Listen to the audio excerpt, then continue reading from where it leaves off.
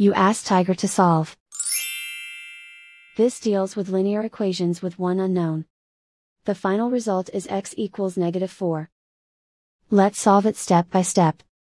Group all x terms on the left side of the equation. Subtract 2x from both sides. Simplify the arithmetic. Group like terms. Simplify the arithmetic. Isolate the x. Divide both sides by 3.